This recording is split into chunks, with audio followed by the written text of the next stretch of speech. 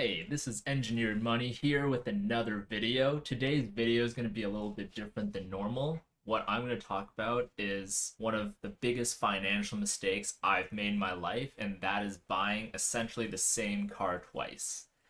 So, to start off with the story, the year was 2017, and I had just graduated college. I lived down in San Diego, California back at the time, and over there, I was looking to get a car because the public transportation system was basically non existent. So I decided that I needed a car ASAP. And the first few weeks I lived there, I basically had to walk over to the grocery store, get my stuff, walk back, go to the Walmart, go to the Costco, and just walk everywhere and pick everything up by hand, walk it all back, and do multiple trips just to get things done. And I would have to do that with like blankets, with food, with furniture. And as a result, I didn't really start off with too much furniture. I didn't even have a bed for a little while. And cutlery, yeah, forget about it. Going back to the story, I wanted to buy a car ASAP. And what I wanted to buy was a white BMW. I just really was infatuated with the idea of buying a white BMW, and I just had to do it. So I go and buy a 3-year-old car that at the time was a 2014 car, right? So I end up going to a BMW dealership and I go and buy a car. Let's go look to see how much one of those costs one of these days. So just going back over here. So the car I got, it was a 3 Series, and I was down in San Diego at the time. Back when I bought it, it was a 2014 328i. In fact, it looked pretty much exactly like this car right over here. It even had the whole Drive Pink thing going on. I believe that's the AutoNation license plate. It was basically this car, but it was a 328i 2014 model, 3 years old, and I think it had about 40,000 miles, just like this car actually. And the price that they were selling it at was for a CPO car, by the way. It was selling for $26,995, I believe, something like that. Basically $27,000 plus tax. Okay, so that's already a pretty expensive car, I would say. And to make matters worse, I am not an American citizen. So when I went to buy the car, they didn't really let me finance it. They were saying stuff like, oh, there's a lot of people who would try to finance a car and then they would just leave the country and they would ship the car with them and they would just never see that money and they would lose the money. So, fair enough. Okay, I guess I had to go and pay it all in cash. So, yeah, I was like a fresh college graduate. I just moved to the United States, and the only money I had at the time was my starting bonus from my new job and maybe a bit of money from my internships, and that was it. So, it's a tall thing to ask for when you're asked to pay $27,000 plus tax. It ended up being something like a little under $30,000 total at the time. But yeah, it's a lot to ask for, a low 20s, brand new fresh grad, just finished a bachelor's to pay up almost $30,000 in cash to buy a car. But, I decided to do it because I really, really wanted this white BMW. So I did it. I did it. I bought the car. There goes almost $30,000 from my bank account, but I was very happy that I was now a car owner. Finances be damned. I didn't even care that this was a bad choice and that it was just a depreciating asset. I just liked the idea that I managed to own my own BMW. It's not a brand new BMW, but hey, at the time, the 2017 models, they look pretty much the same as the 2014 models. So who could really tell? I couldn't tell at least, and I'm sure a lot of people would feel the same way. So I was pretty happy. Now, fast forward a few years, and it comes to a time where, I decided that the car that I had, it was pretty great, but I just didn't quite like the look of it. It could have looked a little bit better. So, what I ended up doing was I decided that I wanted to make improvements to my car. Now, what I ended up doing was I would just look up 3 Series and I would look at all the really cool looking ones and I would just eye them and I would just be super into the idea of buying one of those fancy M Sport models.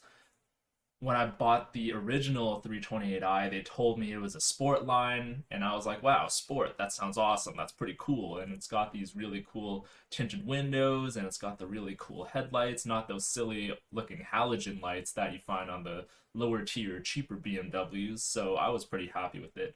But as time went on, I realized, hey, some of these BMWs, they look cooler than mine. They got this extra stuff on it that I wish I had on my car. So I started browsing and looking at these cars and window shopping, and I came across one that just looked super cool. It was a 2015 335i. Now, at this point, it's been like a year, so it's not 2017 anymore, it's 2018. I've had the car for a while, and I was looking at this 335i straight from the same dealership that I got my 328i. Now, for those of you who aren't car experts, the 335i is essentially the 328i, but with a little bit more horsepower. I think the 328i has about 248 horsepower, something like that, maybe 240 horsepower. And the 335i, it has 300 horsepower. So it's just got a little bit more oomph to it. And the one that I saw was really cool looking.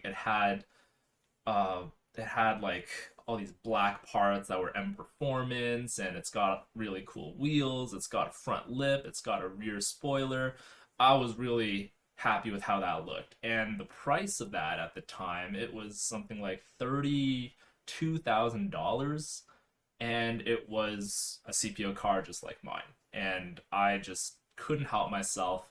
I went to the dealership and I went and test drove it. So it went exactly as you would expect. I test drove it and I thought to myself, wow, this car really is faster than my car. But in a lot of ways, it just felt like the exact same car. And after a lot of thought, I decided that maybe it wasn't such a good idea.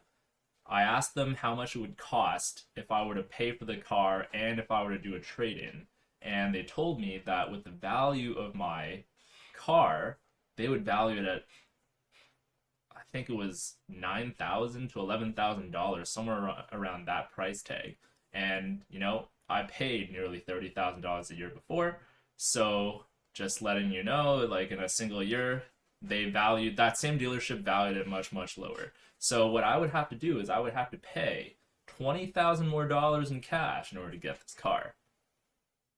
So I thought long and hard, and this is not where I do the stupid thing. Surprisingly enough, I didn't buy the second car. I didn't buy it, even though it was the same car. Actually, it was because it was the same car that I didn't buy it. Why would I buy the same car twice? That's stupid. So I decided to not buy it. I let someone else pick it up, and I just continued to drive my car and carry on with my day. So what I decided to do instead was I decided that it's not really the engine I care about. It was what it looked like. So I went ahead and started modifying my car a bit. I made it look like what I wanted it to look like. So I added the M Sport parts to my car. I added a front lip. I added a rear spoiler. And what do you know? I'm very happy with how it turned out, and it looks great. I absolutely loved it, and it was an amazing experience doing it. Of course, stuff like that isn't free to do because you need to buy all these extra parts, you need to paint the parts, you gotta install the parts. So, in total, what ended up happening was I spent another roughly $5,000 in order to modify the car. And this is what it looked like after it was modified.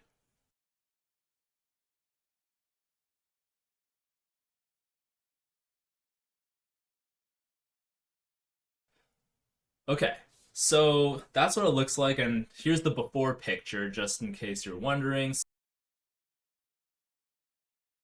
So as you can see, it looks way better after I made the modifications than before, and I was extremely happy with how it turned out. And honestly, it was probably a terrible choice to do because it cost $5,000 out of my pocket to make it happen. But in my heart, I felt a lot of joy. I was very happy with how that turned out. And it was, I was happy with the car again. There wasn't any need to buy a second car. I saved myself the trouble. All right, so fast forward another year. Now it's 2019, and I've had this car for 2 years now. And at this point, I ended up doing a few more things to the car, like installing a backup camera for myself because I didn't want to crash it with all these bumpers, and it didn't come with one. And in addition to that, I also went and did a tune to it to make it faster. So I was feeling pretty good about it. It was a lot faster than before. It had all these cool features that I coded in, and it still looked really cool. I still loved the way it looked. So things were great again. But in 2019, I moved to a new location and I had a new job and I had new coworkers, and you know how it is with new coworkers, some of them really love cars. You end up talking about cars, and then before you know it, you start feeling the FOMO. Why do all of my coworkers have such fancy expensive cars when I'm over here driving this old 2014 328i that only costs like $30,000 when everyone else is driving $70,000 cars? I was feeling the FOMO. But at the same time, I was also feeling like it was a really irresponsible thing to do, which is why I had so much of a struggle for many, many months. So what I ended up doing is I would go to Carvana. Um, I would go to this site, Carvana, and there was just so much window shopping happening, and I would just go and look for cars all the time. And every time I went here, it was always the same. I would go right to this place. I would go over to this section of make and model. I would select the BMW 3 Series, and I would go to the trim, and I would just look at one car in particular, which is the 340i. It looks like there is not really much in terms of the 340i right now in Carvana, but back in 2019, I saw so many of these and I spent a lot of time just looking. And it wasn't just here, I also looked at other places. I looked at Auto Trader, of course. I looked at this. There's a website called Car Tempest, I want to say. Auto Tempest. Yeah, it's been a while, so I haven't looked at these. But Auto Tempest, I'm not sponsored by these guys, by the way, but it is a great site because it aggregates all the different car sites and puts them into one place. So you can kind of quickly look and find exactly what you're looking for when you're looking at cars. So I would just do this search and I would just scroll around and I would look at these basically all the time. And actually, ironically, what I'm seeing here. So what you see here is you would scroll down and you'd see these really cool looking 340i's. And they would all come from one place, which was San Diego Beamers. And San Diego Beamers is just a local San Diegan used BMW car dealership. And they would have these amazingly spec cars, especially with the 3 Series. So I would look at that. And I would look at all these other sites too, like Carvana. And in fact, there were many times where I would actually go and order the car. I'd put in my information and I'd even start the process. I'd lock in the car and then I'd back out the next morning and I would do it again. I would lock in the car and I would back out the next morning. And I did that every single day for basically a week before I decided, no, this is stupid. What am I doing? I have no need for this car because why would I buy the same car twice? That's such a stupid thing to do. It's not financially smart. It's already stupid to buy a depreciating asset like a car in the first place, let alone a used BMW, which I did. But to do it a second time, that is ridiculous. And there is no rhyme or reason to doing it except for that, in my heart, it made me feel happy. I wanted to have one. I just wanted it. And, well, as we all know, fast forward, I did get it. But back to the story, I would look at these and I would order it, and eventually one day I found the perfect looking one and I just couldn't resist it. So at this point, it's 2019. I've had my 2014 car for 2 years and it's a great car. Nothing wrong with it. Things are going great. But I saw this new car come on the market. It was a 340i and it just came on the market. And here are the pictures.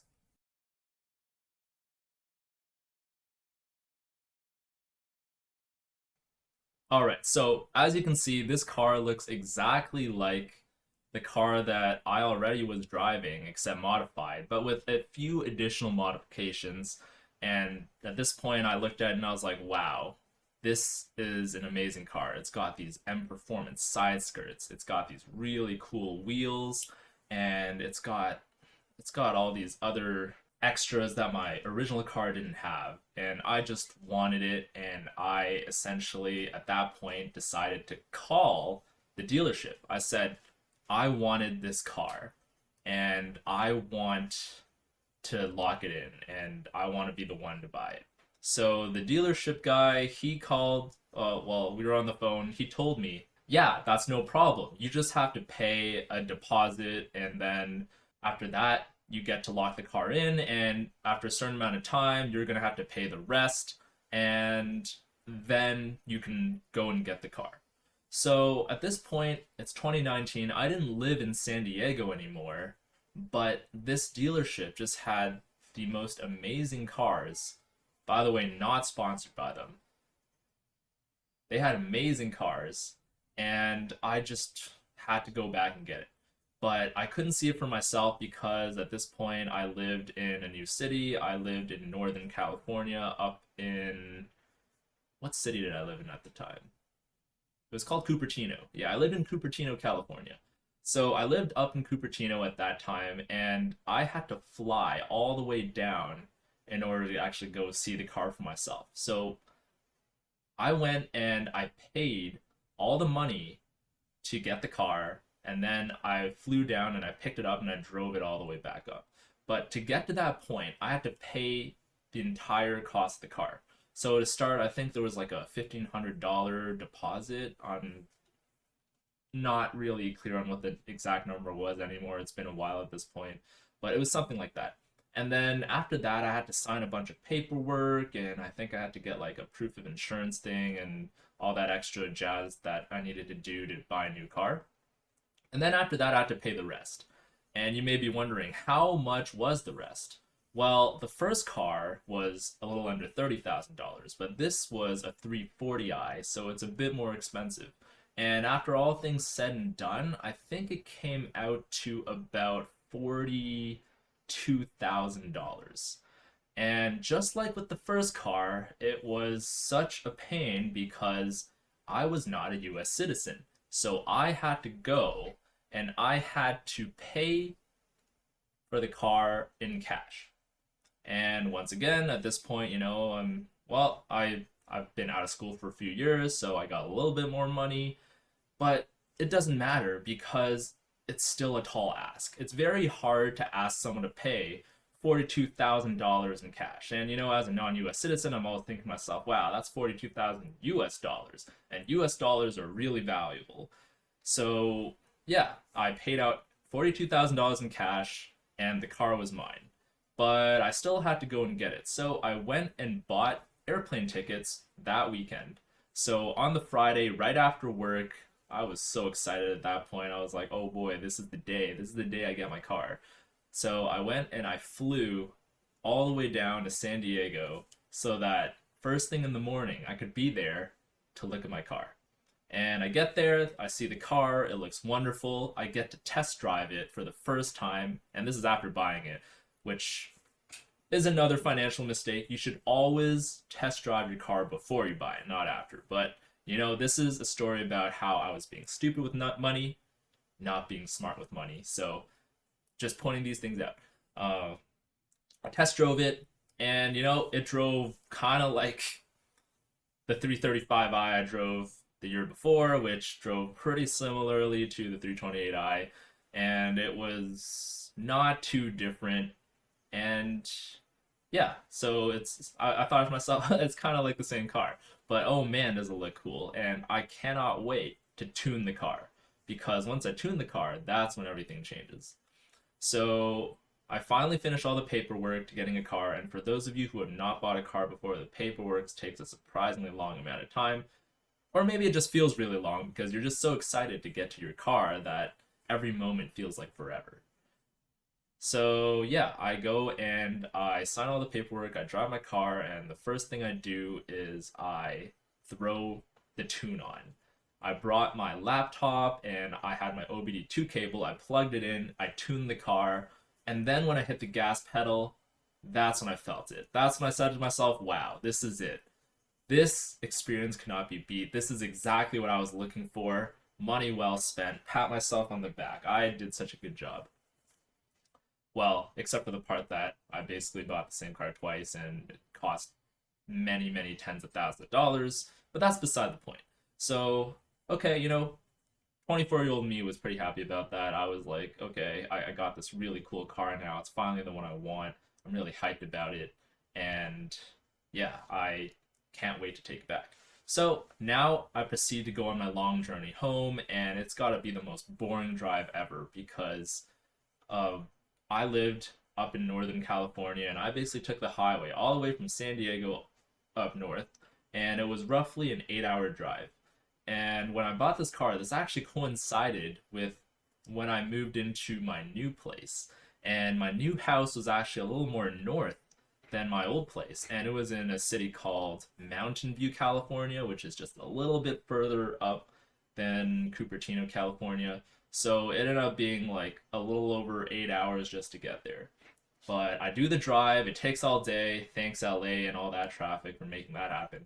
But it takes all day, and I finally get there, and I drive over to my new place, and I got my new car, and I'm super happy. Wow, what a big upgrade to my life. This is amazing.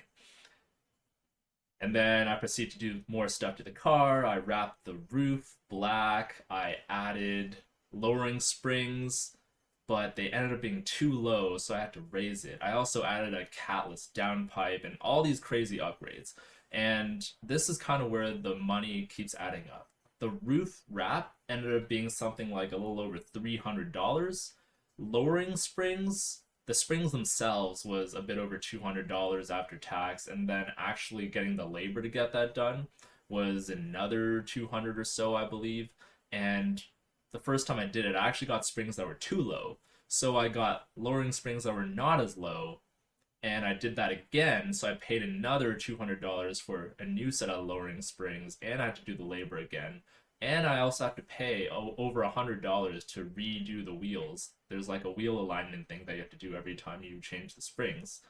And also, I had to Uber there and back because I didn't have a car while they were working on the car. So all this stuff just adds up really, really quickly.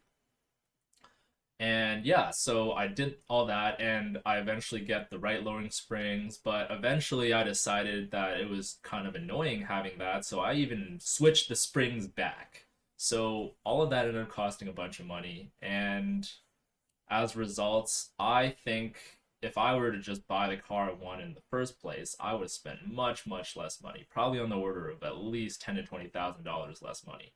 So that's basically the story of how I bought the same car twice. I hope you learned something from this. Hope you learned not to be like me and save your money better. Until next time, this was an episode of Engineered Money. Catch you later.